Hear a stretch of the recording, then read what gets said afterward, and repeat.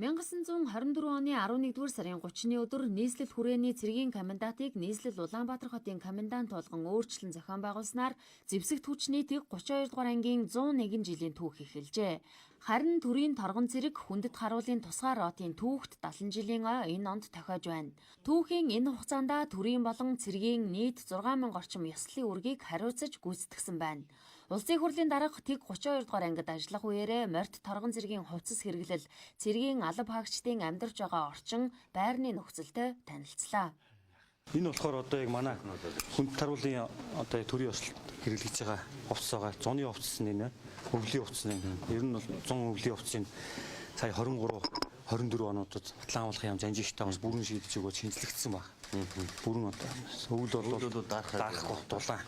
Энэ буугаар бол төрийн тэргүүнүүдтэй өгч авах. Төрийн ёслолд үүрэг гүйцэтгэж хэрэглэж байгаа. За энэ нөгөө Монголд үйлдвэрлэгдсэн морин шилэн төрийн өсөн хөл цагаан тугны хажуу зогсдог хүнд таруул бараа болгочтой энийг бол хэрэгэлдэг баг. Хугацаат цэргийн алба хаагчид албаа хаахын зэрэгцээ англи хэл болон жолооны сургалтад хамрагдаж халагдахтаа жолооны үнэлэхтэй төгсдөг байна.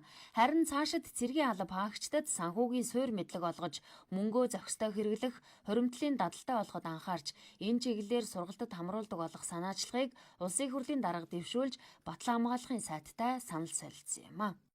Хүнд таруулд цэргийн албаагчийг сонгон шалгаруулах журам гэж байдаг. Тэр журмынхаа дагуу метр 80-аас дээш өндөртэй одоо зөв дөрөхтэй цэргийн албаагчдыг 21 аймагаас сонгон шалгаруулж авдаг байгаа. Ингээд 12 төрлийн хичээл одоо хугацаа цэргийн албаагчд орж байна. За нэмэлт 4 хичээл маань болохоор жолооны курс, монгол бичиг, англи хэл, компьютер гэсэн 4 хичээлийг шинээр оруулсан. Цэргийн байрны дулаан, гадна талын дотор талын засваруудыг одоо бүгдийг одоо хийж гүйцэтгсэн. Одоо халбаа ая тогтоо орчинд хаах, үүргээ амжилттай гүйцэтгэх орчин нөхцөлийг бол бүрдүүлж чадсан гэж бодож байна. Зэвсэгт хүчний тэг 32 дугаар ангийн хамт олон төрийн цэргийн болон хууль сахиулах байгууллагуудын дунд зохион байгуулдаг марш тусгай бэлтгэлийн цогцлбор Монгол цэргийн Жавхаа зэрэг олон тэмцээнд тогтмол оролцож удаа тэргүүн барьж шалгарчээ.